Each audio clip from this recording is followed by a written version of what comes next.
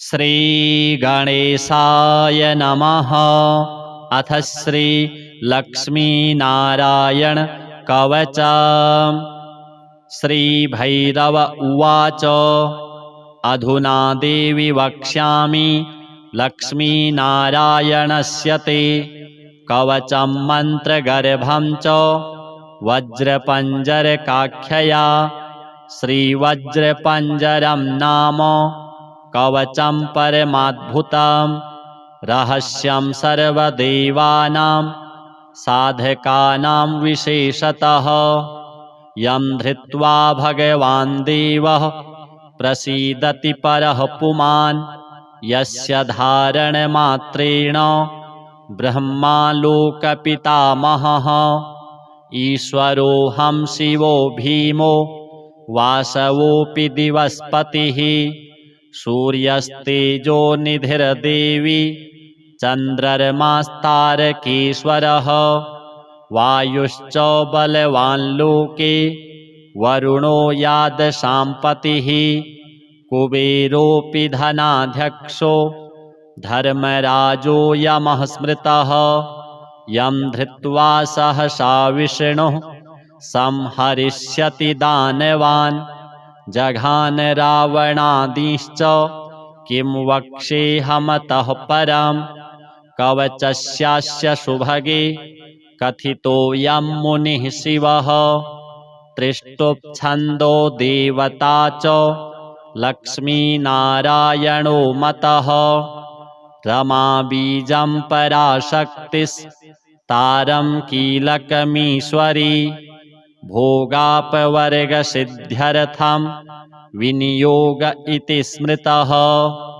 ॐ अस्य श्री लक्ष्मीनारायणकवचस्य शिवः ऋषिः त्रिष्टुप्छन्दः श्रीलक्ष्मीनारायणदेवता।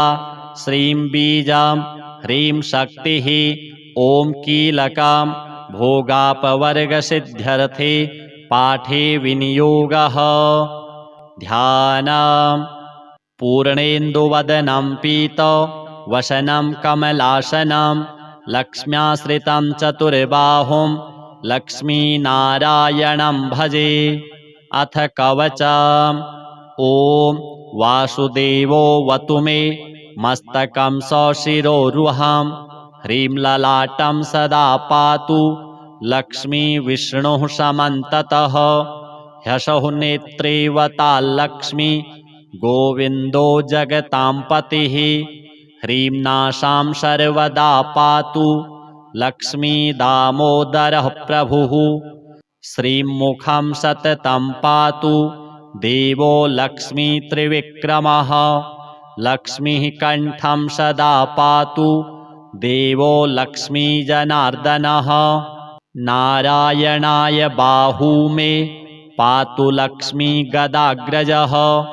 नमः पार्श्वौ सदा पातु लक्ष्मीनन्दैकनन्दनः। अं आं ईं ईं पातु वक्षो ॐ लक्ष्मीत्रिपुरेश्वरः। ॐ ॐ ह्रीं ह्रीं पातु कुक्षिं ह्रीं लक्ष्मीगरुडध्वजः। ह्रीं ह्रीं ऐं ऐं पातु पृष्ठं ह्सौः लक्ष्मीनृसिंहकः। ॐ ॐ अं अः पातु नाभिं ह्रीं लक्ष्मीविष्टरस्रवः।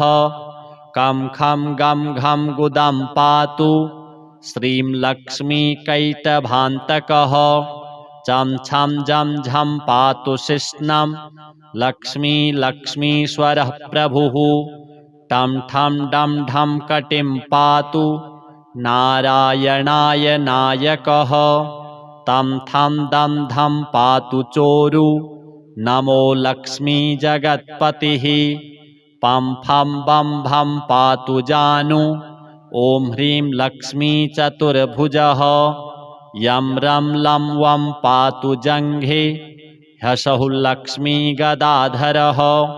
शं शं सं हं पातु गुल्फौ ह्रीं श्रीं लक्ष्मीरथाङ्गभृत्। लं क्षः पादौ सदा पातु मूलं लक्ष्मीसहस्रपात्। अङं यं अणं नं मं मे पातु लक्ष्मीशः सकलं वपुः इन्द्रो मां पूर्वतः पातु वह्निर्वह्नौ सदावतु यमो मां दक्षिणे पातु नैररित्यां निररितिश्च मां वरुणः पश्चिमे व्यान्मां वायव्येवतु मां मरुत् उत्तरे धनदः पायात् ऐशान्यामीश्वरोऽवतु वज्रशक्तिदण्डखड्गो पाशयष्टिध्वजाङ्किताः सौशूलाः सर्वदा पान्तु दिगीषाः परमार्थदाः अनन्तः पात्वधो नित्यम् ऊर्ध्वे ब्रह्मावताच्च मां दशदिक्षु सदा पातु लक्ष्मीनारायणः प्रभुः प्रभाते पातु मां विष्णुर्मध्याह्ने वासुदेवकः दामोदरोऽवतात् सायं निषादौ नरसिंहकः शङ्कर्षणोर्धरात्रिव्यात् प्रभाते व्यात्रिविक्रमः अनिरुद्धः सर्वकालं विश्वक्सेनश्च सर्वतः रणे राजकुले द्यूते विवादे शत्रुसङ्कटे ॐ ह्रीं ह्सौः ह्रीं श्रीं मूलं लक्ष्मीनारायणोऽवतु ॐ ॐ ॐ रणराजचौररिपुतः पायाच्च मां केशवः ह्रीं ह्रीं ह्रीं ह्यः हाय ह्सौः ह्यस् ह्सौः वह्निर्वतान् माधवः ह्रीं ह्रीं ह्रीं जलपर्वताग्निभयतः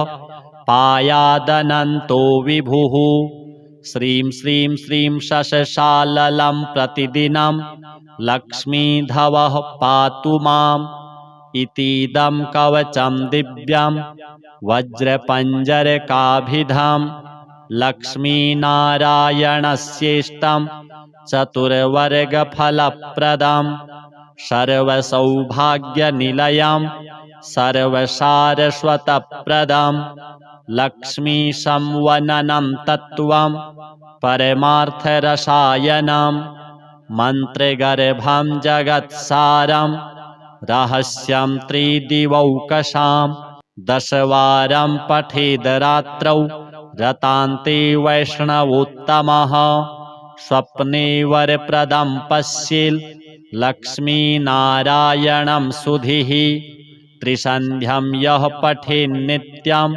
कवचं मन्मुखोदितं स याति परमं धाम वैष्णवं वैष्णवेश्वरः महाचीनपदस्थोऽपि यः पठेदात्मचिन्तकः आनन्दपूरितस्तूर्णं लभेत् मोक्षं स साधकः गन्धाष्टकेन विलिखेत् रवौ भूर्जे जपन्मनुं पीतसूत्रेण संवेष्ट्य सौवर्णेनाथ वेष्टयेत् धारयेत् गुटिकां मूर्ध्नि लक्ष्मीनारायणं स्मरन् रणे रिपुन् विजित्यासु कल्याणी गृहमाविशेत् वन्ध्या वा काकवन्ध्या वा मृतवत्सा च याङ्गना सा बध्नीयान् कण्ठदेशे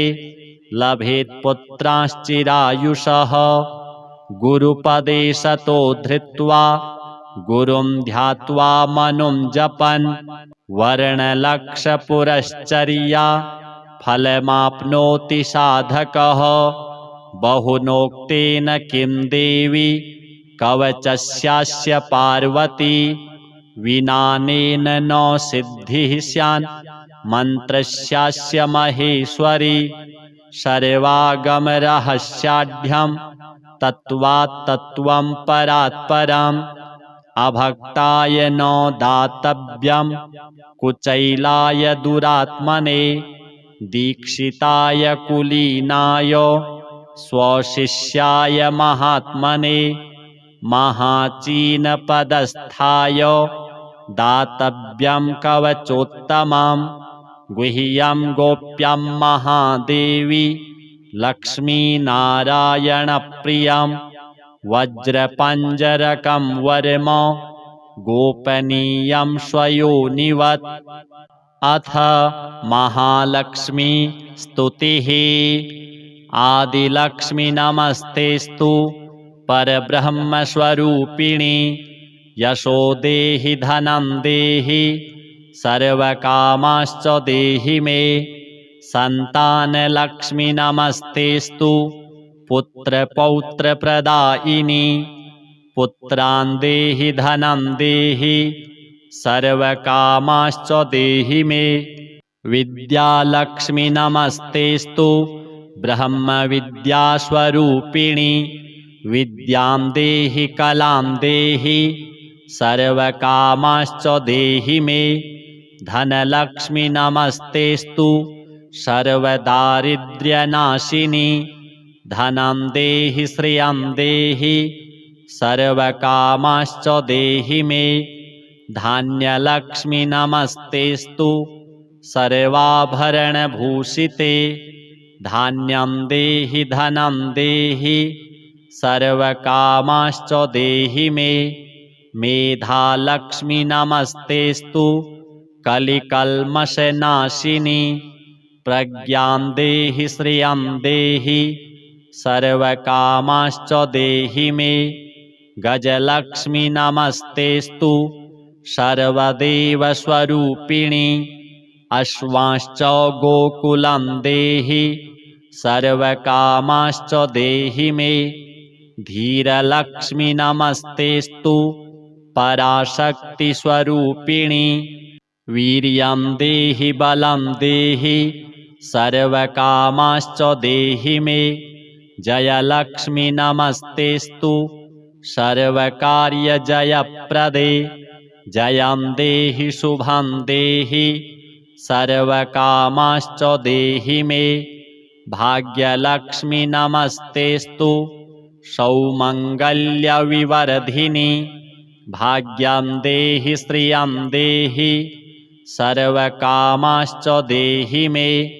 कीर्तिलक्ष्मी नमस्तेस्तु विष्णुवक्षस्थलस्थिते कीर्तिं देहि श्रियं देहि सर्वकामाश्च देहि मे। आरोग्यलक्ष्मी नमस्तेस्तु सर्वरोगनिवारिणी आयुर्देहि श्रियं देहि सर्वकामाश्च देहि मे। सिद्धलक्ष्मी नमस्तेस्तु सर्वसिद्धिप्रदायिनी सिद्धिं देहि श्रियं देहि सर्वकामाश्च देहि मे। सौन्दर्यलक्ष्मी नमस्तेस्तु सर्वालङ्कारशोभिते रूपं देहि श्रियं देहि सर्वकामाश्च देहि मे। साम्राज्यलक्ष्मी नमस्तेस्तु भुक्तिमुक्तिप्रदायिनी मोक्षं देहि श्रियं देहि सर्वकामाश्च देहि मे। मङ्गले मङ्गलाधारे माङ्गल्ये मङ्गलप्रदे मङ्गलार्थं मङ्गलेशि माङ्गल्यं देहि मे सदा। सर्वमङ्गलमाङ्गल्ये शिवे सर्वार्थसाधिके शरण्ये त्र्यम्बके देवी नारायणि नमोऽस्तुते।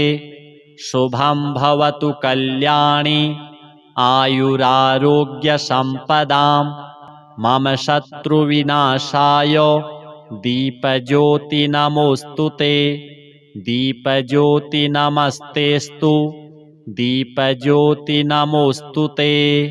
अथ सत्यनारायण स्तुतिः। ध्यायेत् सत्यं गुणातीतं गुणत्रयसमन्वितं लोकनाथं त्रिलोकेशं कौस्तुभाभरणं हरिं नीलवर्णं पीतवस्त्रं श्रीवत्सपदभूषितं गोविन्दं गोकुलानन्दं ब्रह्माद्यैरपि पूजितं सत्यनारायणं देवं वन्देऽहं कामदं प्रभुं लीलया विततं विश्वं येन तस्मै नमो नमः। अथ चन्द्रमा स्तोत्रम्। ॐ श्वेताम्बरः श्वेतवपुः किरीटी श्वेतद्युतिर्दण्डधरो द्विबाहुः चन्द्रो मृतात्मा वरदः शुशाङ्कः श्रेयांसि मह्यं प्रददातु देवः। दधिशङ्खतुषाराभं क्षीरोदार्णवसम्भवं नमामि शशिनं सोमं शम्भोर्मुकुटभूषणं क्षीरसिन्धुसमुत्पन्नो रोहिणीसहितः प्रभुः हरस्य मुकुटावासः भालचन्द्र नमोऽस्तु ते। सुधामया यत्किरणः पोषयन्त्यौषधीवनं सर्वान्नरसहेतुं तं नमामि सिन्धुनन्दनं। राकेशं तारकेशं च रोहिणीप्रियसुन्दरं ध्यायतां सर्वदोषघ्नं नमामीन्दुं मुहुर्मुहुः। अथ श्री महामृत्युञ्जय कवचम्। भैरव उवाच शृणुष्व परमेशानि कवचं मन्मुखोदितं महामृत्युञ्जयस्यास्य न देयं परमाद्भुतं यं धृत्वा यं पठित्वा च श्रुत्वा च कवचोत्तमं त्रैलोक्याधिपतिर्भूत्वा सुखितोऽस्मि महेश्वरी तदेव वर्णयिष्यामि तव प्रीत्या वरानने। तथापि परमं तत्त्वं न दातव्यं दुरात्मने विनियोगः। अस्य श्री महामृत्युञ्जय कवचस्य श्री भैरव ऋषिः गायत्री छन्दः श्री महामृत्युञ्जयो महारुद्रो देवता। ॐ बीजं जूं शक्तिः सह कीलकं हौमिति तत्त्वं चतुर्वर्गसाधने मृत्युञ्जय कवचपाठे विनियोगः। ॐ चन्द्रमण्डलमध्यस्थं रुद्रं भाले विचिन्त्यतं तत्रस्थं चिन्तयेत् साध्यं मृत्युं प्राप्तोऽपि जीवति। ॐ जूं सह हं शिरः पातु देवो मृत्युञ्जयो मम। ॐ श्रीं शिवो ललाटं मे ॐ ह्रौं भ्रुवौ सदाशिवः नीलकण्ठोऽवतान्नेत्रे कपर्दीमेवताच्छ्रुति त्रिलोचनोऽवताद्गण्डौ नासां मे त्रिपुरान्तकः मुखं पीयूषघटभृत् ओष्ठौ मे कृत्तिकाम्बरः हनुं मे हाटकेशनो मुखं बटुकभैरवः कन्धरां कालमथनो गलं गणप्रियोऽवतु स्कन्धौ स्कन्दपिता पातु हस्तौ मे गिरिशोऽवतु नखान् मे गिरिजानाथः पायादङ्गुलिसंयुतान् स्तनौ तारापतिः पातु वक्षः पशुपतिर्मम कुक्षिं कुबेरवरदः पार्श्वौ मे मारशासनः सर्वः पातु तथा नाभिं शूलीपृष्ठं ममावतु शिश्नं मे शङ्करः पातु गुह्यं गुह्यकवल्लभः कटिं कालान्तकः पायात् ऊरुमेन्धकघातकः जागरूकोऽवताज्जानु जङ्घे मे कालभैरवः गुल्फोपायाज्जटाधारी पादौ मृत्युञ्जयोऽवतु पादादिमूर्धपर्यन्तम् अघोरः पातु मे सदा शिरसः पादपर्यन्तं सद्यो जातो ममावतु रक्षाहीनं नामहीनं वपुः पात्वमृतेश्वरः पूर्वे बलविकरणो दक्षिणे कालशासनः पश्चिमे पार्वतीनाथो ह्युत्तरे मां मनोन्मनः ऐशान्यामीश्वरः पायात् आग्नेयामग्निलोचनः नैररित्यां शम्भुरव्यान्मां वायव्यां वायुवाहनः ऊर्ध्वे बलप्रमथनः पाताले परमेश्वरः दशदिक्षु सदा पातु महामृत्युञ्जयश्च मां रणे राजकुले द्यूते विषमे प्राणसंशये पायात् ॐ जूं महारुद्रो देवदेवो दशाक्षरः प्रभाते पातु मां ब्रह्मा मध्याह्ने भैरवोऽवतु सायं सर्वेश्वरः पातु निशायां नित्यचेतनः अर्धरात्रे महादेवो निशान्ते मां महोमयः सर्वदा सर्वतः पातु ॐ जूं सः हौं मृत्युञ्जयः इतीदं कवचं पुण्यं त्रिषु लोकेषु दुर्लभं सर्वमन्त्रमयं गुह्यं सर्वतन्त्रेषु गोपितं पुण्यं पुण्यप्रदं दिव्यं देवदेवाधिदैवतं य इदं च पठेन्मन्त्री कवचं वार्चयेत्ततः तस्य हस्ते महादेवी त्र्यम्बकस्याष्टसिद्धयः रणे धृत्वा चरेद्युद्धं हत्वा शत्रूञ्जयं लभेत् जयं कृत्वा गृहं देवी सम्प्राप्स्यति सुखी पुनः महाभये महारोगे महामारी भये तथा दुर्भिक्षे शत्रुसंहारे पठेत् कवचमादरात् सर्वं तत्प्रशमं याति मृत्युञ्जयप्रसादतः धनं पुत्रान् सुखं लक्ष्मीम् आरोग्यं सर्वसम्पदः प्राप्नोति साधकः सद्यो देवी सत्यं न संशयः इतीदं कवचं पुण्यं महामृत्युञ्जयस्य तु गोप्यं सिद्धिप्रदं गुह्यं गोपनीयं स्वयोनिवत् श्रीलक्ष्मीनारायण श्रीसाम्ब सदाशिवार्पणमस्तु। अथ श्रीलक्ष्मीनारायण कवचम्।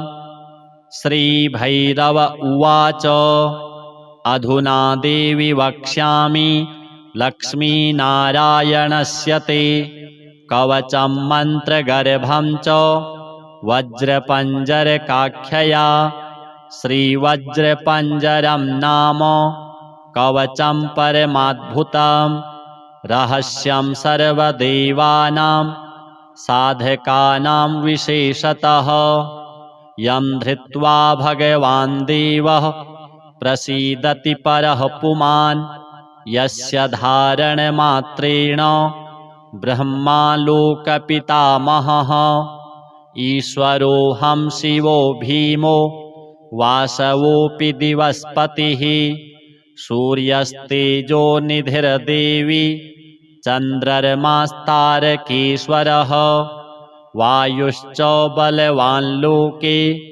वरुणो यादशाम्पतिः कुबेरोऽपि धनाध्यक्षो धर्मराजो यमः स्मृतः यं धृत्वा सहसा विष्णुः संहरिष्यति दानवान् जघान रावणादिश्च किं वक्ष्येऽहमतः परं कवचस्यास्य सुभगे कथितोऽयं मुनिः शिवः त्रिष्टुप्छन्दो देवता च लक्ष्मीनारायणो मतः रमा बीजं पराशक्तिस्तारं कीलकमीश्वरी भोगापवर्गसिद्ध्यर्थं विनियोग इति स्मृतः।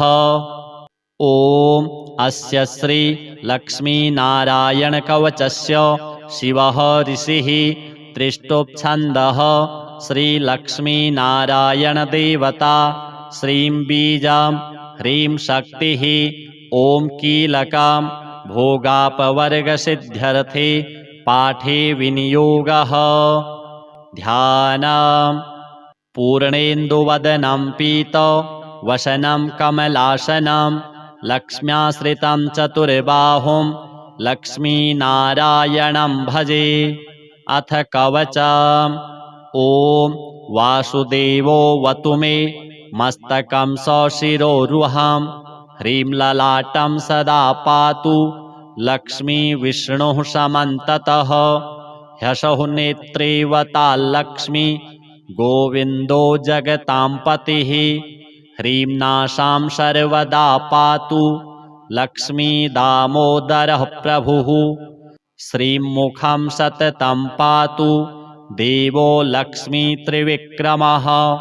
लक्ष्मीः कण्ठं सदा पातु देवो लक्ष्मीजनार्दनः। नारायणाय बाहू मे पातु लक्ष्मीगदाग्रजः। नमः पार्श्वौ सदा पातु लक्ष्मीनन्दैकनन्दनः। अं आं ईं ईं पातु वक्षो ॐ लक्ष्मीत्रिपुरेश्वरः। ॐ ॐ ह्रीं ह्रीं पातु कुक्षिं ह्रीं लक्ष्मीगरुडध्वजः। ह्रीं ह्रीं ऐं ऐं पातु पृष्ठं ह्सौः लक्ष्मीनृसिंहकः। ॐ ॐ अं अः पातु नाभिं ह्रीं लक्ष्मीविष्टरस्रवः। कं खं गं घं गुदं पातु श्रीं लक्ष्मीकैटभान्तकः। चं छं जं झं पातु शिश्नं लक्ष्मीश्वरः प्रभुः। टं ठं डं ढं कटिं पातु नारायणाय नायकः। तं थं दं धं पातु चोरु नमो लक्ष्मीजगत्पतिः। पं फं बं भं पातु जानु ॐ ह्रीं लक्ष्मीचतुर्भुजः। यं रं लं वं पातु जङ्घे ह्सौः लक्ष्मीगदाधरः। शं शं सं हं पातु गुल्फौ ह्रीं श्रीं लक्ष्मीरथाङ्गभृत्। लं क्षः पादौ सदा पातु मूलं लक्ष्मीसहस्रपात्। अङं यं अणं नं मं मे पातु लक्ष्मीशः सकलं वपुः। इन्द्रो मां पूर्वतः पातु वह्निर्वह्नौ सदावतु। यमो मां दक्षिणे पातु नैरृत्यां निरृतिश्च मां। वरुणः पश्चिमे व्यान्मां वायव्येवतु मां मरुत्। उत्तरे धनदः पायात् ऐशान्यामीश्वरोऽवतु। वज्रशक्तिदण्डखड्गो पाशयष्टिध्वजाङ्किताः सौशूलाः सर्वदा पान्तु दिगीषाः परमार्थदाः। अनन्तः पात्वधो नित्यम् ऊर्ध्वे ब्रह्मावताच्च मां। दशदिक्षु सदा पातु लक्ष्मीनारायणः प्रभुः। प्रभाते पातु मां विष्णुर्मध्याह्ने वासुदेवकः। दामोदरोऽवतात् सायं निषादौ नरसिंहकः।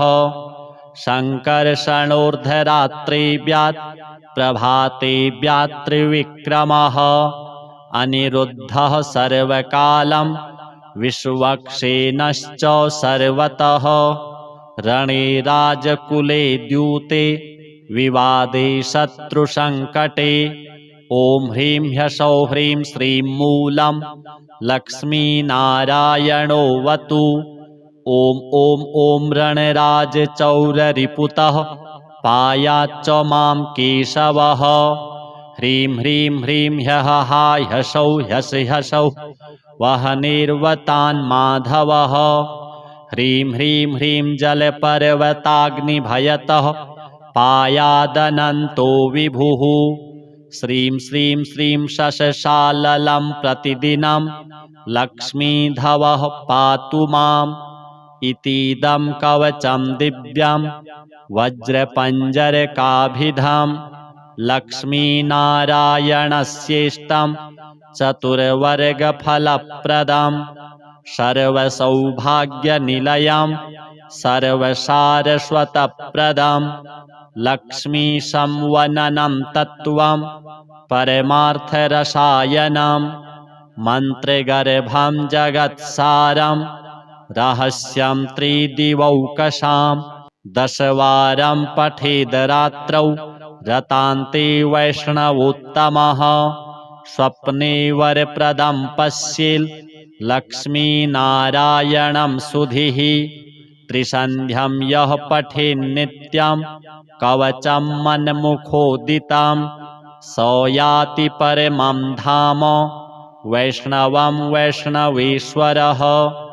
महाचीनपदस्थोऽपि यः पठेदात्मचिन्तकः आनन्दपूरितस्तूर्णं लभेत् मोक्षं स साधकः गन्धाष्टकेन विलिखेत् रवौ भूर्जे जपन्मनुं पीतसूत्रेण संवेष्ट्य सौवर्णेनाथ वेष्टयेत् धारयेत् गुटिकां मूर्ध्नि लक्ष्मीनारायणं स्मरन् रणे रिपुन् विजित्यासु कल्याणी गृहमाविशेत् वन्ध्या वा काकवन्ध्या वा मृतवत्सा च याङ्गना सा बध्नीयान् कण्ठदेशे लभेत् पुत्रांश्चिरायुषः गुरुपदे सतो धृत्वा गुरुं ध्यात्वा मनुं जपन्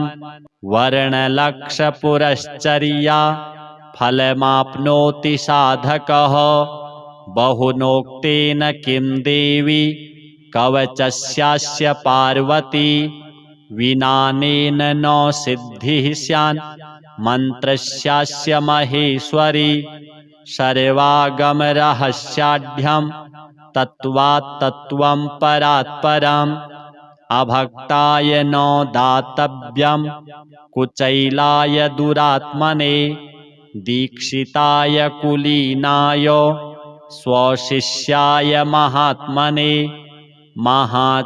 महाचीनपदस्थाय दातव्यं कवचोत्तमं गुह्यं गोप्यं महादेवी लक्ष्मीनारायणप्रियं वज्रपञ्जरकं वर्म गोपनीयं स्वयोनिवत् अथ महालक्ष्मी स्तुतिः आदिलक्ष्मी नमस्तेस्तु परब्रह्मस्वरूपिणी यशो देहि धनं देहि सर्वकामाश्च देहि मे सन्तानलक्ष्मी नमस्तेस्तु पुत्रपौत्रप्रदायिनी पुत्रान् देहि धनं देहि सर्वकामाश्च देहि मे विद्यालक्ष्मी नमस्तेस्तु ब्रह्मविद्यास्वरूपिणी विद्यां देहि कलां देहि सर्वकामाश्च देहि मे धनलक्ष्मी नमस्तेस्तु सर्वदारिद्र्यनाशिनी धनं देहि श्रियं देहि सर्वकामाश्च देहि मे धान्यलक्ष्मी नमस्तेस्तु सर्वाभरणभूषिते धान्यं देहि धनं देहि सर्वकामाश्च देहि मे मेधालक्ष्मी नमस्तेस्तु कलिकल्मषनाशिनी प्रज्ञां देहि श्रियं देहि सर्वकामाश्च देहि मे गजलक्ष्मी नमस्तेस्तु सर्वदेवस्वरूपिणी अश्वांश्च गोकुलं देहि सर्वकामाश्च देहि मे धीरलक्ष्मी नमस्तेस्तु पराशक्तिस्वरूपिणी वीर्यं देहि बलं देहि सर्वकामाश्च देहि मे जयलक्ष्मी नमस्तेस्तु सर्वकार्यजयप्रदे जयं देहि शुभं देहि सर्वकामाश्च देहि मे भाग्यलक्ष्मी नमस्तेस्तु सौमङ्गल्यविवर्धिनी भाग्यं देहि श्रियं देहि सर्वकामाश्च देहि मे। कीर्तिलक्ष्मी नमस्तेस्तु विष्णुवक्षस्थलस्थिते। कीर्तिं देहि श्रियं देहि सर्वकामाश्च देहि मे। आरोग्यलक्ष्मी नमस्तेस्तु सर्वरोगनिवारिणी। आयुर्देहि श्रियं देहि सर्वकामाश्च देहि मे। सिद्धलक्ष्मी नमस्तेस्तु सर्वसिद्धिप्रदायिनी। सिद्धिं देहि श्रियं देहि सर्वकामाश्च देहि मे। सौन्दर्यलक्ष्मी नमस्तेस्तु सर्वालङ्कारशोभिते। रूपं देहि श्रियं देहि सर्वकामाश्च देहि मे। साम्राज्यलक्ष्मी नमस्तेस्तु भुक्तिमुक्तिप्रदायिनी। मोक्षं देहि श्रियं देहि सर्वकामाश्च देहि मे। मङ्गले मङ्गलाधारे माङ्गल्ये मङ्गलप्रदे। मङ्गलार्थं मङ्गलेशे माङ्गल्यं देहि मे सदा। सर्वमङ्गलमाङ्गल्ये शिवे सर्वार्थसाधिके। शरण्ये त्र्यम्बके देवी नारायणि नमोऽस्तुते। शुभं भवतु कल्याणी आयुरारोग्यसम्पदां। मम शत्रुविनाशाय दीपज्योति नमोऽस्तुते। दीपज्योति नमस्तेस्तु दीपज्योति नमोऽस्तुते। अथ सत्यनारायण स्तुतिः। ध्यायेत् सत्यं गुणातीतं गुणत्रयसमन्वितं। लोकनाथं त्रिलोकेशं कौस्तुभाभरणं हरिं। नीलवर्णं पीतवस्त्रं श्रीवत्सपदभूषितं। गोविन्दं गोकुलानन्दं ब्रह्माद्यैरपि पूजितं। सत्यनारायणं देवं वन्देऽहं कामदं प्रभुं। लीलया विततं विश्वं येन तस्मै नमो नमः। अथ चन्द्रमा स्तोत्रम्। ॐ श्वेताम्बरः श्वेतवपुः किरीटी श्वेतद्युतिर्दण्डधरो द्विबाहुः। चन्द्रो मृतात्मा वरदः शुशाङ्कः। श्रेयांसि मह्यं प्रददातु देवः। दधिशङ्खतुषाराभं क्षीरोदार्णवसम्भवं। नमामि शशिनं सोमं शम्भोर्मुकुटभूषणं। क्षीरसिन्धुसमुत्पन्नो रोहिणीसहितः प्रभुः। हरस्य मुकुटावासः भालचन्द्र नमोऽस्तुते। सुधामया यत्किरणः पोषयन्त्यौषधीवनं। सर्वान्नरसहेतुं तं नमामि सिन्धुनन्दनं। राकेशं तारकेशं च रोहिणीप्रियसुन्दरं। ध्यायतां सर्वदोषघ्नं नमामीन्दुं मुहुर्मुहुः। अथ श्री महामृत्युञ्जय कवचम्। भैरव उवाच शृणुष्व परमेशानि कवचं मन्मुखोदितं। महामृत्युञ्जयस्यास्य न देयं परमाद्भुतं। यं धृत्वा यं पठित्वा च श्रुत्वा च कवचोत्तमं। त्रैलोक्याधिपतिर्भूत्वा सुखितोऽस्मि महेश्वरी। तदेव वर्णयिष्यामि तव प्रीत्या वरानने। तथापि परमं तत्त्वं न दातव्यं दुरात्मने। विनियोगः। अस्य श्री महामृत्युञ्जय कवचस्य श्रीभैरव ऋषिः गायत्री छन्दः। श्री महामृत्युञ्जयो महारुद्रो देवता। ॐ बीजं जूं शक्तिः सह कीलकं हौमिति तत्त्वं चतुर्वर्गसाधने मृत्युञ्जय कवचपाठे विनियोगः।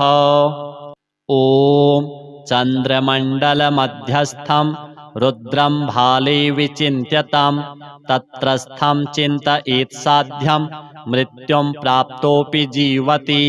ॐ जूं सः हौं शिरः पातु देवो मृत्युञ्जयो मम। ॐ श्रीं शिवो ललाटं मे। ॐ ह्रौं भ्रुवौ सदाशिवः। नीलकण्ठोऽवतान्नेत्रे कपर्दीमेऽवताच्छ्रुति त्रिलोचनोऽवताद्गण्डौ नासां मे त्रिपुरान्तकः। मुखं पीयूषघटभृत् ओष्ठौ मे कृत्तिकाम्बरः। हनुं मे हाटकेशनो मुखं बटुकभैरवः। कन्धरां कालमथनो गलं गणप्रियोऽवतु। स्कन्धौ स्कन्दपिता पातु हस्तौ मे गिरिशोऽवतु। नखान् मे गिरिजानाथः पायादङ्गुलिसंयुतान्। स्तनौ तारापतिः पातु वक्षः पशुपतिर्मम। कुक्षिं कुबेरवरदः पार्श्वौ मे मारशासनः। सर्वः पातु तथा नाभिं शूलीपृष्ठं ममावतु। शिश्नं मे शङ्करः पातु गुह्यं गुह्यकवल्लभः। कटिं कालान्तकः पायात् ऊरू मेन्धकघातकः। जागरूकोऽवताज्जानु जङ्घे मे कालभैरवः। गुल्फोपायाज्जटाधारी पादौ मृत्युञ्जयोऽवतु। पादादिमूर्धपर्यन्तम् अघोरः पातु मे सदा। शिरसः पादपर्यन्तं सद्यो जातो ममावतु। रक्षाहीनं नामहीनं वपुः पात्वमृतेश्वरः। पूर्वे बलविकरणो दक्षिणे कालशासनः। पश्चिमे पार्वतीनाथो ह्युत्तरे मां मनोन्मनः। ऐशान्यामीश्वरः पायात् आग्नेयामग्निलोचनः। नैररित्यां शम्भुरव्यान्मां वायव्यां वायुवाहनः। ऊर्ध्वे बलप्रमथनः पाताले परमेश्वरः। दशदिक्षु सदा पातु महामृत्युञ्जयश्च मां। रणे राजकुले द्यूते विषमे प्राणसंशये पायात् ॐ जूं महारुद्रो देवदेवो दशाक्षरः। प्रभाते पातु मां ब्रह्मा मध्याह्ने भैरवोऽवतु। सायं सर्वेश्वरः पातु निशायां नित्यचेतनः। अर्धरात्रे महादेवो निशान्ते मां महोमयः। सर्वदा सर्वतः पातु ॐ जूं सः हौं मृत्युञ्जयः। इतीदं कवचं पुण्यं त्रिषु लोकेषु दुर्लभं।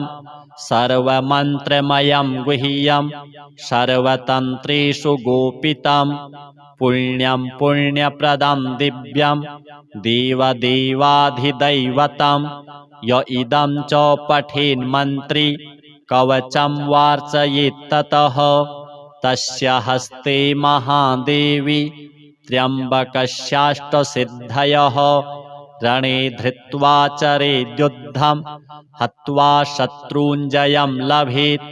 जयं कृत्वा गृहं देवी सम्प्राप्स्यति सुखी पुनः। महाभये महारोगे महामारी भये तथा। दुर्भिक्षे शत्रुसंहारे पठेत् कवचमादरात्। सर्वं तत्प्रशमं याति मृत्युञ्जयप्रसादतः। धनं पुत्रान् सुखं लक्ष्मीम् आरोग्यं सर्वसम्पदः। प्राप्नोति साधकः सद्यो देवी सत्यं न संशयः।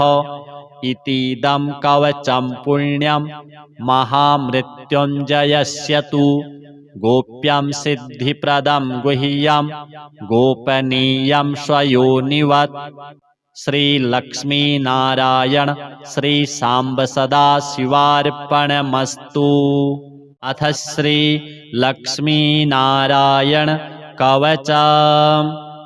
श्रीभैरव उवाच अधुना देवि वक्ष्यामि लक्ष्मीनारायणस्य ते कवचं मन्त्रगर्भं च वज्रपञ्जरकाख्यया। श्रीवज्रपञ्जरं नाम कवचं परमाद्भुतं रहस्यं सर्वदेवानां साधकानां विशेषतः। यं धृत्वा भगवान् देवः प्रसीदति परः पुमान् यस्य धारणमात्रेण ब्रह्मालोकपितामहः। ईश्वरोऽहं शिवो भीमो वासवोऽपि दिवस्पतिः सूर्यस्तेजो निधिर्देवी चन्द्रमास्तारकेश्वरः। वायुश्च बलवान् लोके वरुणो यादशाम्पतिः कुबेरोऽपि धनाध्यक्षो धर्मराजो यमः स्मृतः।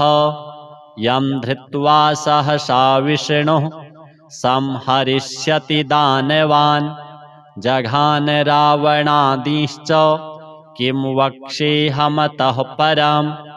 कवचस्यास्य सुभगे कथितोऽयं मुनिः शिवः त्रिष्टुप्छन्दो देवता च लक्ष्मीनारायणो मतः। रमा बीजं पराशक्तिस्तारं कीलकमीश्वरी भोगापवर्गसिद्ध्यर्थं विनियोग इति स्मृतः। ॐ अस्य श्री लक्ष्मीनारायणकवचस्य शिवः ऋषिः त्रिष्टुप्छन्दः श्रीलक्ष्मीनारायणदेवता श्रीं बीजं ह्रीं शक्तिः ॐ कीलकं भोगापवर्गसिद्ध्यर्थे पाठे विनियोगः। ध्यानम्। पूर्णेन्दुवदनं पीतवसनं कमलासनं लक्ष्म्याश्रितं चतुर्बाहुं लक्ष्मीनारायणं भजे। अथ कवचम्। ॐ वासुदेवोऽवतु मे मस्तकं सशिरोरुहं ह्रीं ललाटं सदा पातु लक्ष्मीविष्णुः समन्ततः। ह्यसौ नेत्रेवताल्लक्ष्मी गोविन्दो जगतां पतिः ह्रीं नासां सर्वदा पातु लक्ष्मीदामोदरः प्रभुः। श्रीं मुखं सततं पातु देवो लक्ष्मीत्रिविक्रमः। लक्ष्मीः कण्ठं सदा पातु देवो लक्ष्मीजनार्दनः।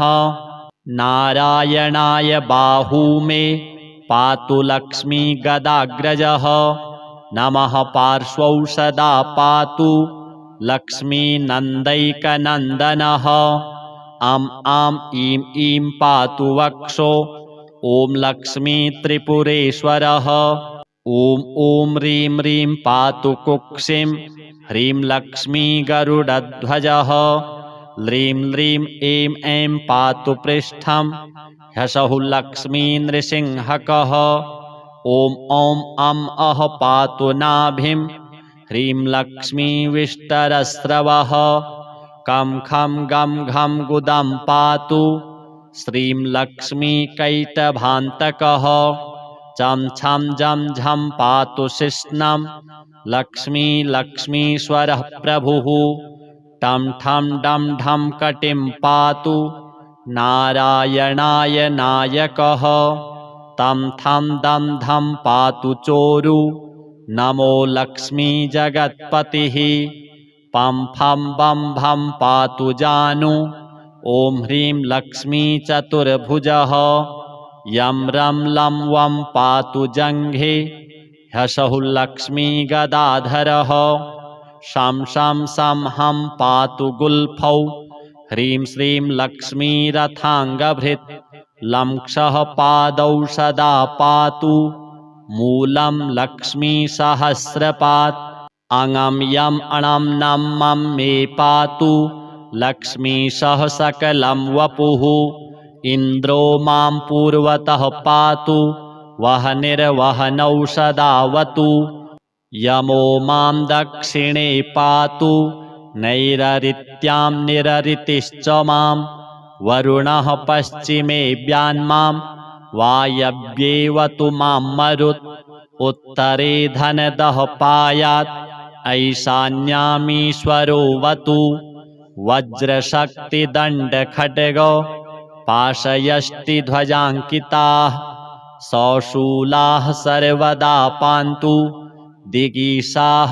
परमार्थदाः अनन्तः पात्वधो नित्यम् ऊर्ध्वे ब्रह्मावताच्च मां दशदिक्षु सदा पातु लक्ष्मीनारायणः प्रभुः प्रभाते पातु मां विष्णुर्मध्याह्ने वासुदेवकः दामोदरोऽवतात् सायं निषादौ नरसिंहकः शङ्कर्षणोर्धरात्रिव्यात् प्रभाते व्यात्रिविक्रमः अनिरुद्धः सर्वकालं विश्वक्सेनश्च सर्वतः रणे राजकुले द्यूते विवादे शत्रुसङ्कटे ॐ ह्रीं ह्सौः ह्रीं श्रीं मूलं लक्ष्मीनारायणोऽवतु ॐ ॐ ॐ रणराजचौररिपुतः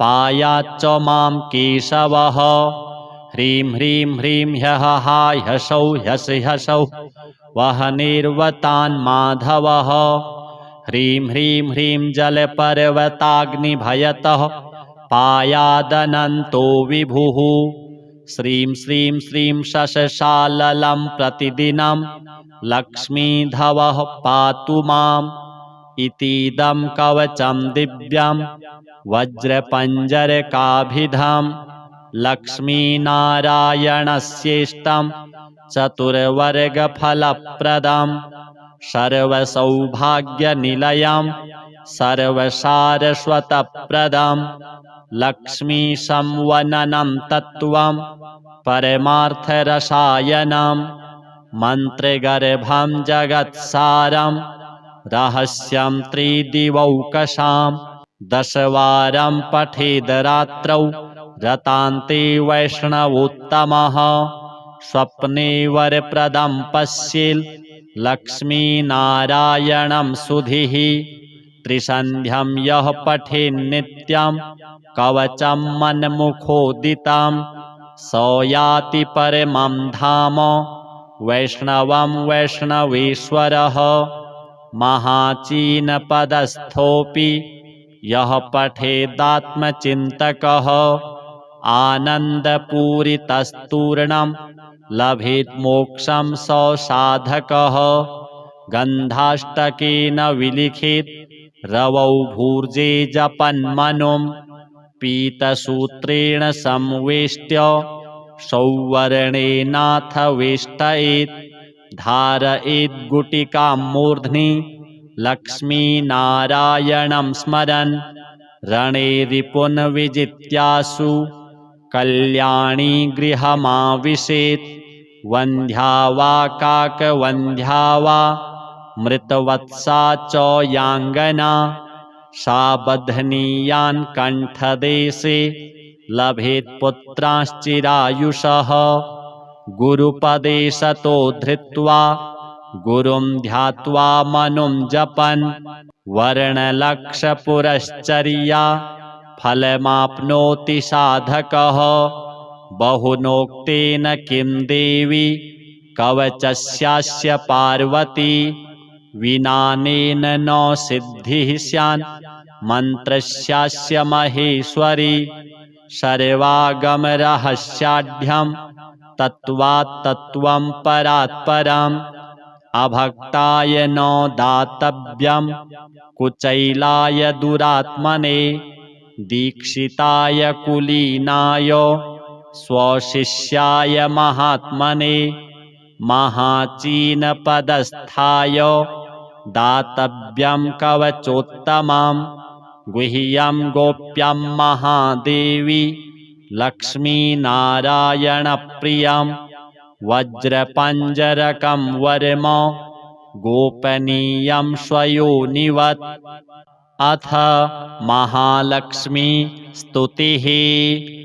आदिलक्ष्मी नमस्तेस्तु परब्रह्मस्वरूपिणी यशो देहि धनं देहि सर्वकामाश्च देहि मे।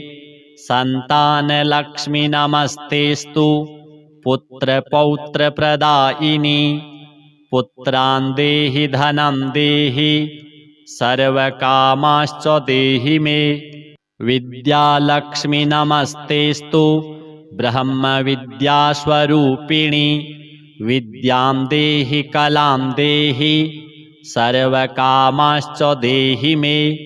धनलक्ष्मी नमस्तेस्तु सर्वदारिद्र्यनाशिनी धनं देहि श्रियं देहि सर्वकामाश्च देहि मे। धान्यलक्ष्मी नमस्तेस्तु सर्वाभरणभूषिते धान्यं देहि धनं देहि सर्वकामाश्च देहि मे। मेधालक्ष्मी नमस्तेस्तु कलिकल्मषनाशिनी प्रज्ञां देहि श्रियं देहि सर्वकामाश्च देहि मे। गजलक्ष्मी नमस्तेस्तु सर्वदेवस्वरूपिणी अश्वांश्च गोकुलं देहि सर्वकामाश्च देहि मे। धीरलक्ष्मी नमस्तेस्तु पराशक्तिस्वरूपिणी वीर्यं देहि बलं देहि सर्वकामाश्च देहि मे।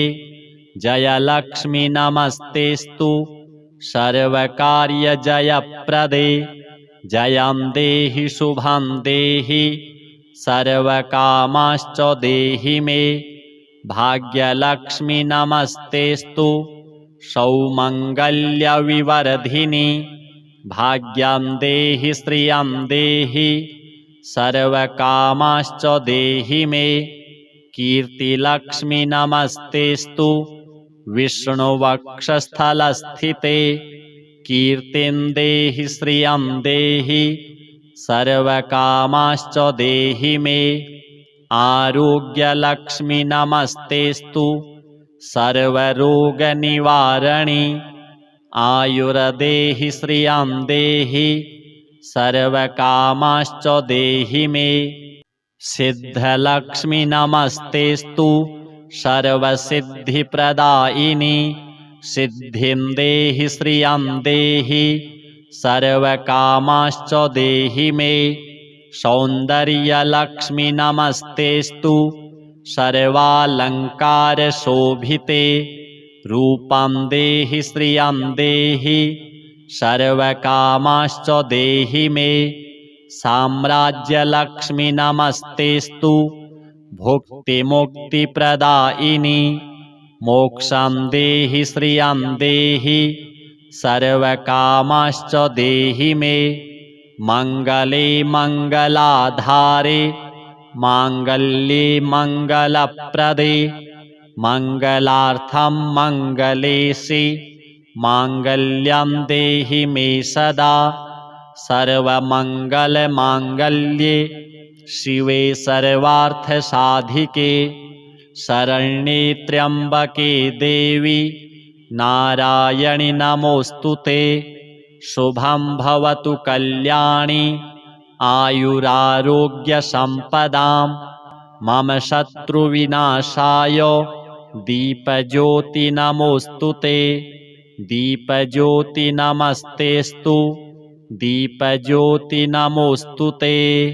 अथ सत्यनारायण स्तुतिः।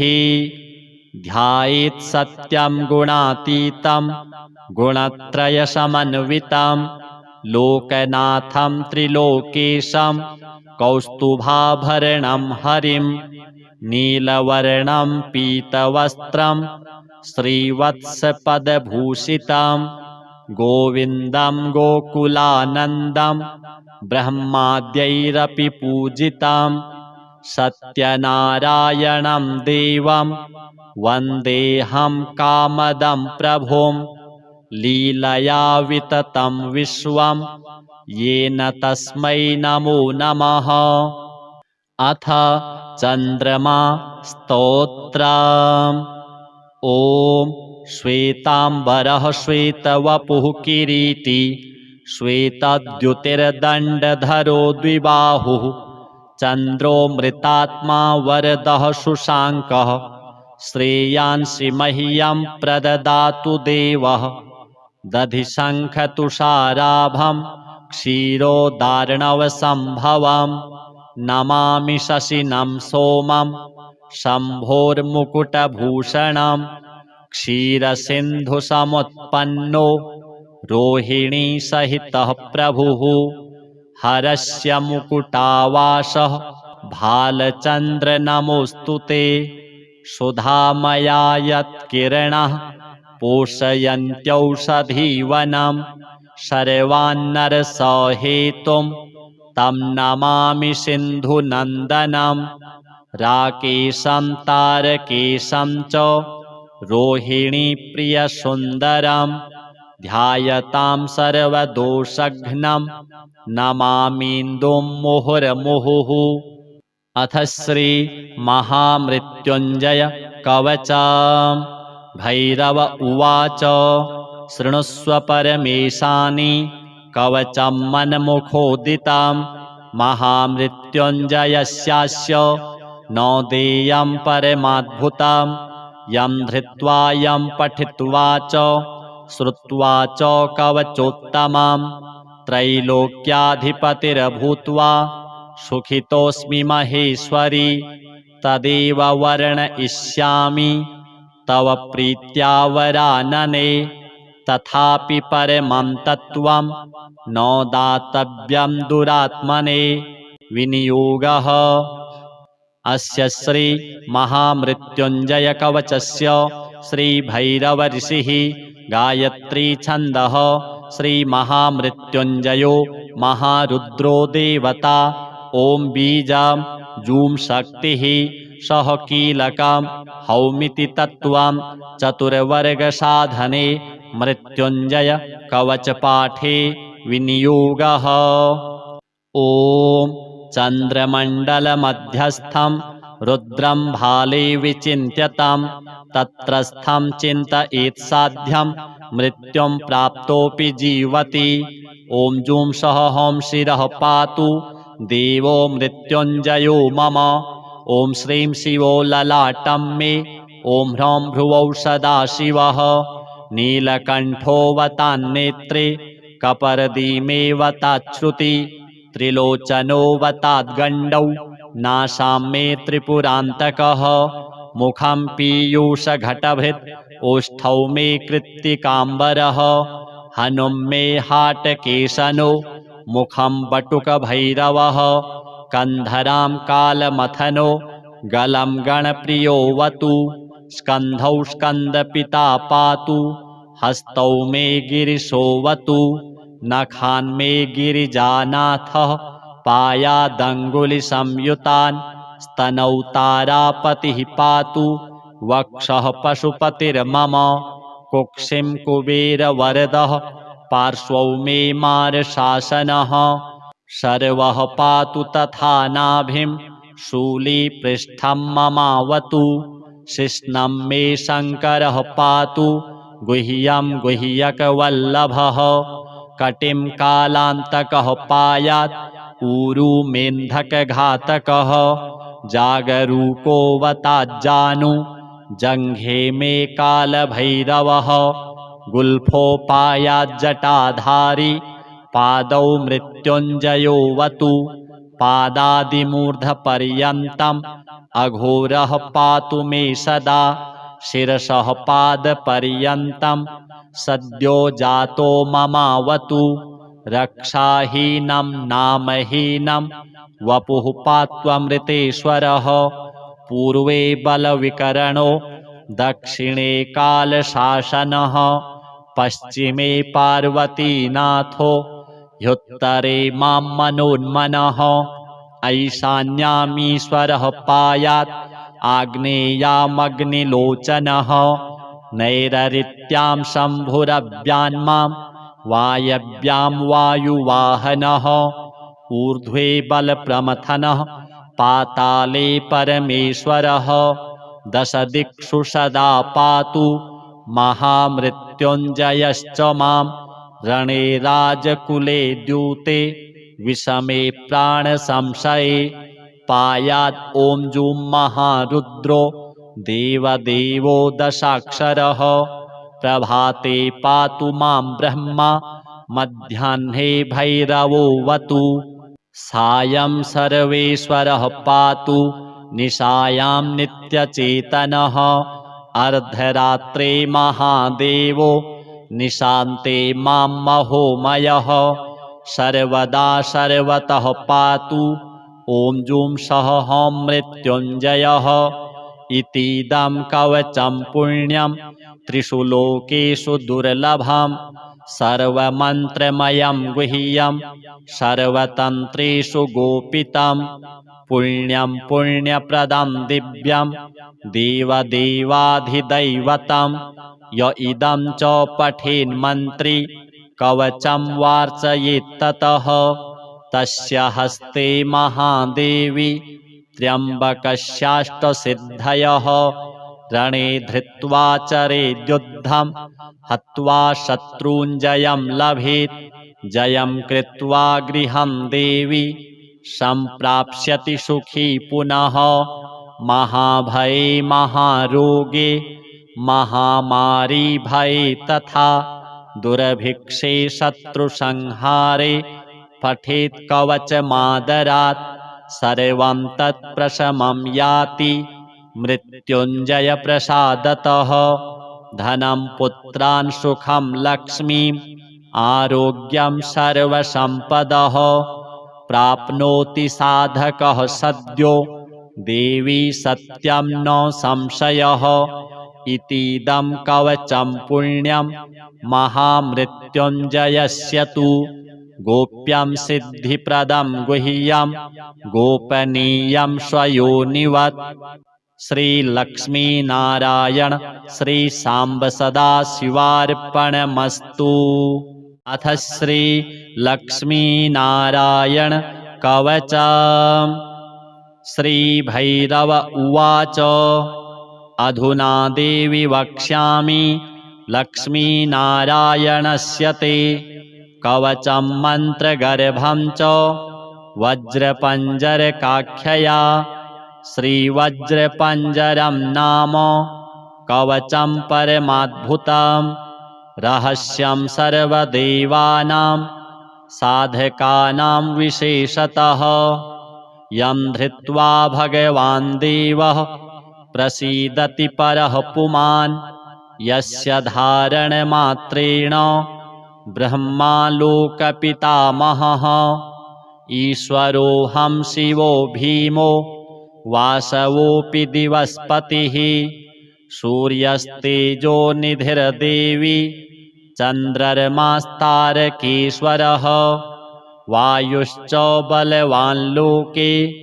वरुणो यादशाम्पतिः कुबेरोऽपि धनाध्यक्षो धर्मराजो यमः स्मृतः यं धृत्वा सहसा विष्णुः संहरिष्यति दानवान् जघान रावणादिश्च किं वक्ष्येऽहमतः परं कवचस्यास्य सुभगे कथितोऽयं मुनिः शिवः त्रिष्टुप्छन्दो देवता च लक्ष्मीनारायणो मतः रमा बीजं पराशक्तिस्तारं कीलकमीश्वरी भोगापवर्गसिद्ध्यर्थं विनियोग इति स्मृतः।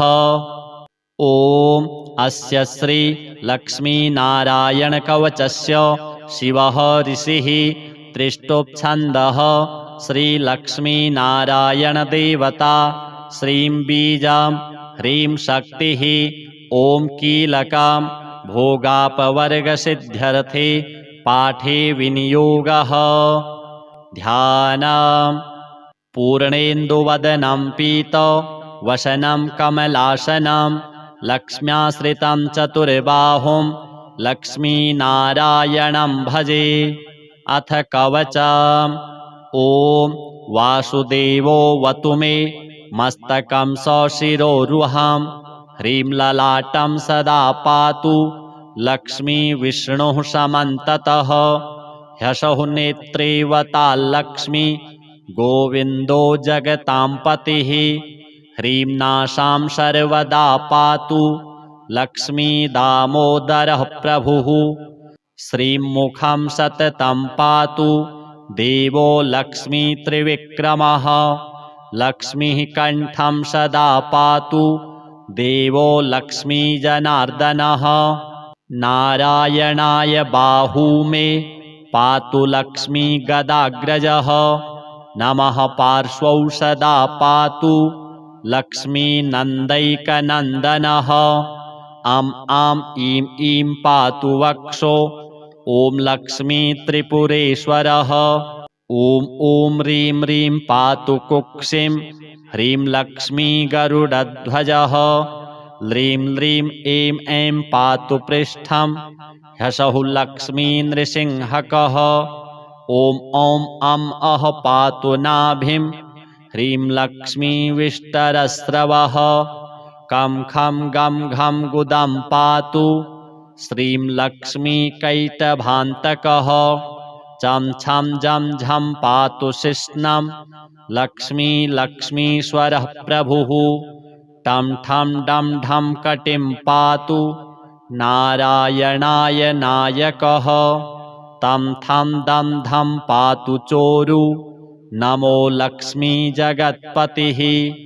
पं फं बं भं पातु जानु ॐ ह्रीं लक्ष्मीचतुर्भुजः। यं रं लं वं पातु जङ्घे ह्सौः लक्ष्मीगदाधरः। शं शं सं हं पातु गुल्फौ ह्रीं श्रीं लक्ष्मीरथाङ्गभृत्। लं क्षः पादौ सदा पातु मूलं लक्ष्मीसहस्रपात्।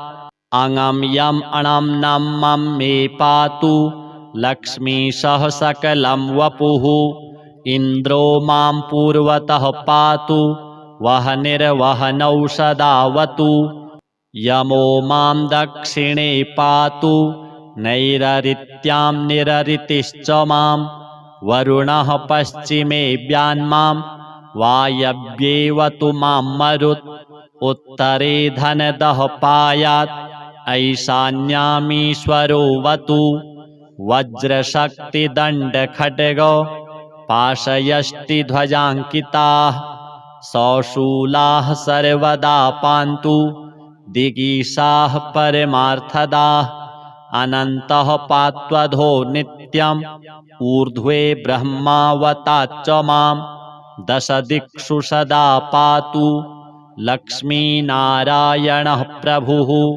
प्रभाते पातु मां विष्णुर्मध्याह्ने वासुदेवकः।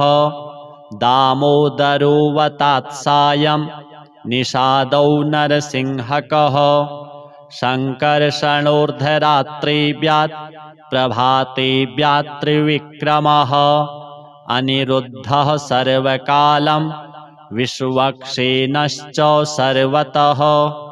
रणे राजकुले द्यूते विवादे शत्रुसङ्कटे। ॐ ह्रीं ह्सौः ह्रीं श्रीं मूलं लक्ष्मीनारायणोऽवतु। ॐ ॐ ॐ रणराजचौररिपुतः पायाच्च मां केशवः। ह्रीं ह्रीं ह्रीं ह्यः ह्सौः ह्सौः वह्निर्वतान् माधवः। ह्रीं ह्रीं ह्रीं जलपर्वताग्निभयतः पायादनन्तो विभुः। श्रीं श्रीं श्रीं शशशाललं प्रतिदिनं लक्ष्मीधवः पातु माम्। इतीदं कवचं दिव्यं वज्रपञ्जरकाभिधं लक्ष्मीनारायणस्येष्टं चतुर्वर्गफलप्रदां सर्वसौभाग्यनिलयां सर्वसारस्वतप्रदां लक्ष्मीसंवननं तत्त्वं परमार्थरसायनं मन्त्रगर्भं जगत्सारं रहस्यं त्रिदिवौकसां दशवारं पठेद् रात्रौ रतान्ते वैष्णवोत्तमः स्वप्ने वरप्रदं पश्येल् लक्ष्मीनारायणं सुधीः त्रिसन्ध्यं यः पठेन्नित्यं कवचं मन्मुखोदितं स याति परमं धाम वैष्णवं वैष्णवेश्वरः महाचीनपदस्थोऽपि यः पठेदात्मचिन्तकः आनन्दपूरितस्तूर्णं लभेत् मोक्षं स साधकः गन्धाष्टकेन विलिखेत् रवौ भूर्जे जपन्मनुं पीतसूत्रेण संवेष्ट्य सौवर्णेनाथ वेष्टयेत् धारयेत् गुटिकां मूर्ध्नि लक्ष्मीनारायणं स्मरन् रणे रिपुन् विजित्यासु कल्याणी गृहमाविशेत् वन्ध्या वा काकवन्ध्या वा मृतवत्सा च याङ्गना सा बध्नीयान् कण्ठदेशे लभेत् पुत्रांश्चिरायुषः गुरुपदे सतो धृत्वा गुरुं ध्यात्वा मनुं जपन् वर्णलक्षपुरश्चर्या फलमाप्नोति साधकः बहुनोक्तेन किं देवी कवचस्यास्य पार्वती विनानेन न सिद्धिः स्यान् मन्त्रस्यास्य महेश्वरी सर्वागमरहस्याढ्यं तत्त्वात् तत्त्वं परात् परम् अभक्ताय न दातव्यं कुचैलाय दुरात्मने दीक्षिताय कुलीनाय स्वशिष्याय महात्मने महाचीनपदस्थाय दातव्यं कवचोत्तमं गुह्यं गोप्यं महादेवी लक्ष्मीनारायणप्रियं वज्रपञ्जरकं वर्म गोपनीयं स्वयोनिवत् अथ महालक्ष्मी स्तुतिः आदिलक्ष्मी नमस्तेस्तु परब्रह्मस्वरूपिणी यशो देहि धनं देहि सर्वकामाश्च देहि मे सन्तानलक्ष्मी नमस्तेस्तु पुत्रपौत्रप्रदायिनी पुत्रान् देहि धनं देहि सर्वकामाश्च देहि मे विद्यालक्ष्मी नमस्तेस्तु ब्रह्मविद्यास्वरूपिणी विद्यां देहि कलां देहि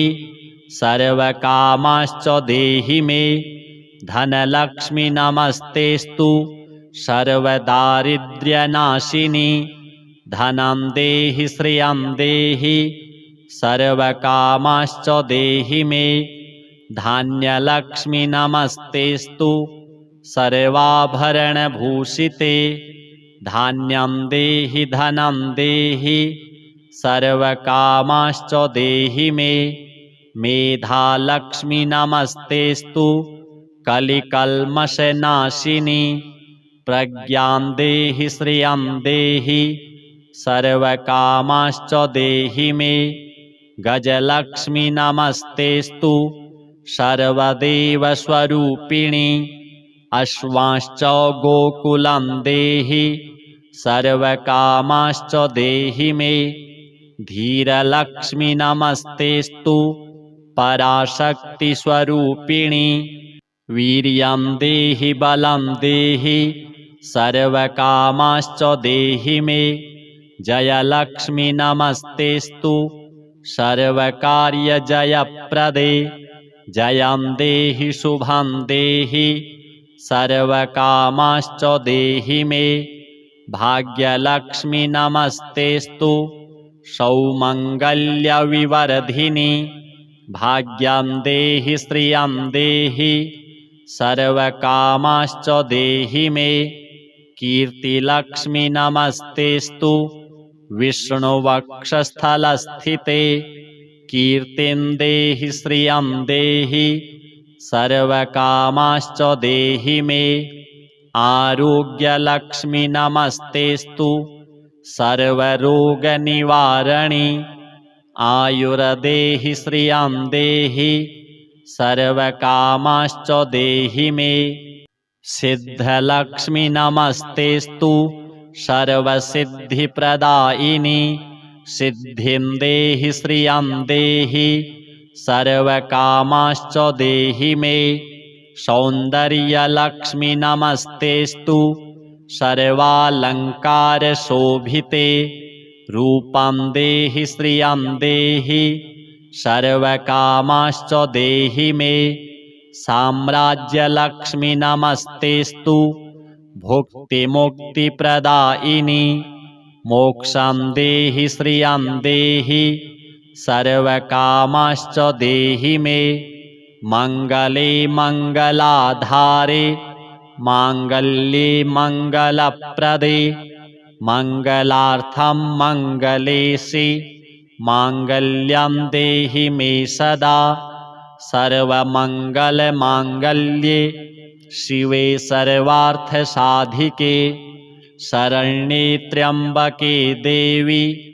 नारायणि नमोऽस्तुते शुभं भवतु कल्याणी आयुरारोग्यसम्पदां मम शत्रुविनाशाय दीपज्योति नमोऽस्तुते दीपज्योति नमस्तेस्तु दीपज्योति नमोऽस्तुते अथ सत्यनारायण स्तुतिः ध्यायेत् सत्यं गुणातीतं गुणत्रयसमन्वितं लोकनाथं त्रिलोकेशं कौस्तुभाभरणं हरिं नीलवर्णं पीतवस्त्रं श्रीवत्सपदभूषितं गोविन्दं गोकुलानन्दं ब्रह्माद्यैरपि पूजितं सत्यनारायणं देवं वन्देऽहं कामदं प्रभुं लीलया विततं विश्वं येन तस्मै नमो नमः। अथ चन्द्रमा स्तोत्रम्।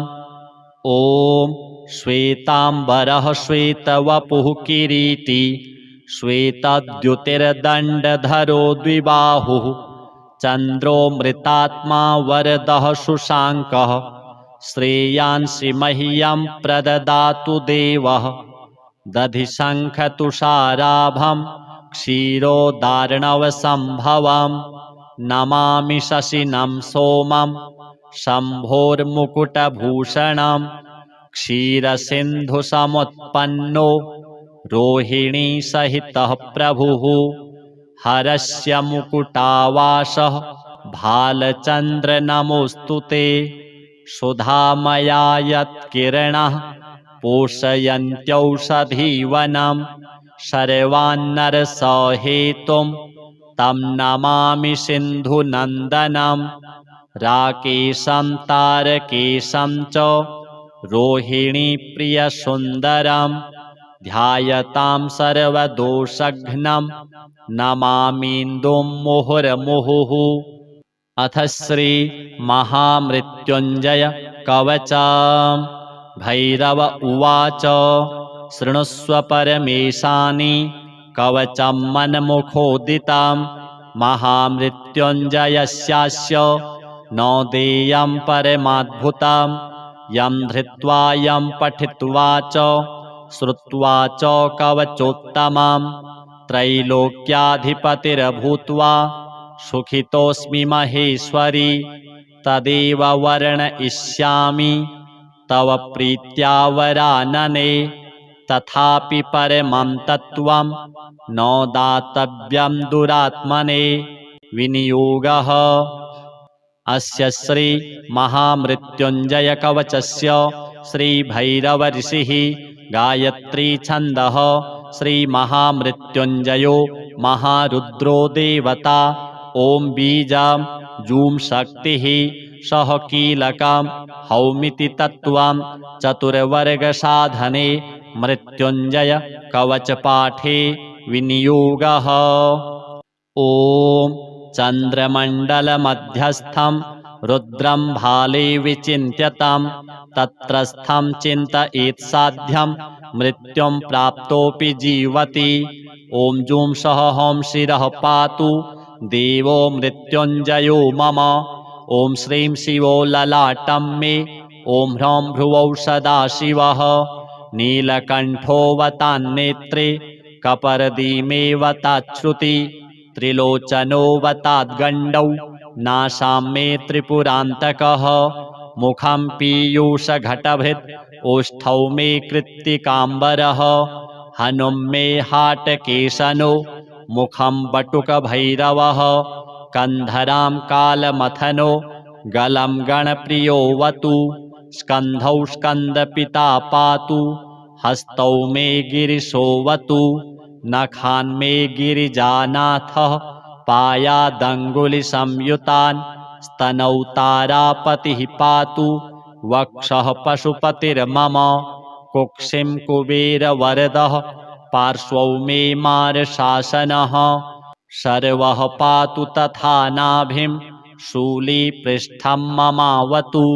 शिश्नं मे शङ्करः पातु गुह्यं गुह्यकवल्लभः।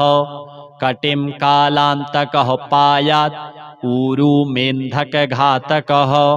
जागरूकोऽवताज्जानु जङ्घे मे कालभैरवः। गुल्फो पायाज्जटाधारी पादौ मृत्युञ्जयोऽवतु। पादादिमूर्धपर्यन्तम् अघोरः पातु मे सदा। शिरसः पादपर्यन्तं सद्यो जातो ममावतु। रक्षाहीनं नामहीनं वपुः पात्वमृतेश्वरः। पूर्वे बलविकरणो दक्षिणे कालशासनः। पश्चिमे पार्वतीनाथो ह्युत्तरे मां मनोन्मनः। ऐशान्यामीश्वरः पायात् आग्नेयामग्निलोचनः। नैररित्यां शम्भुरव्यान्मां वायव्यां वायुवाहनः। ऊर्ध्वे बलप्रमथनः पाताले परमेश्वरः। दशदिक्षु सदा पातु महामृत्युञ्जयश्च मां। रणे राजकुले द्यूते विषमे प्राणसंशये पायात् ॐ जूं महारुद्रो देवदेवो दशाक्षरः। प्रभाते पातु मां ब्रह्मा मध्याह्ने भैरवोऽवतु। सायं सर्वेश्वरः पातु निशायां नित्यचेतनः। अर्धरात्रे महादेवो निशान्ते मां महोमयः। सर्वदा सर्वतः पातु ॐ जूं सः हौं मृत्युञ्जयः। इतीदं कवचं पुण्यं त्रिषु लोकेषु दुर्लभं। सर्वमन्त्रमयं गुह्यं सर्वतन्त्रेषु गोपितं। पुण्यं पुण्यप्रदं दिव्यं देवदेवाधिदैवतं। य इदं च पठेन्मन्त्री कवचं वार्चयेत्ततः। तस्य हस्ते महादेवी त्र्यम्बकस्याष्टसिद्धयः। रणे धृत्वा चरेद्युद्धं हत्वा शत्रूञ्जयं लभेत्। जयं कृत्वा गृहं देवी सम्प्राप्स्यति सुखी पुनः। महाभये महारोगे महामारी भये तथा। दुर्भिक्षे शत्रुसंहारे पठेत् कवचमादरात्। सर्वं तत्प्रशमं याति मृत्युञ्जयप्रसादतः। धनं पुत्रान् सुखं लक्ष्मीम् आरोग्यं सर्वसम्पदः। प्राप्नोति साधकः सद्यो देवी सत्यं न संशयः। इतीदं कवचं पुण्यं महामृत्युञ्जयस्य तु गोप्यं सिद्धिप्रदं गुह्यं गोपनीयं स्वयोनिवत्। श्रीलक्ष्मीनारायण श्रीसाम्ब सदाशिवार्पणमस्तु।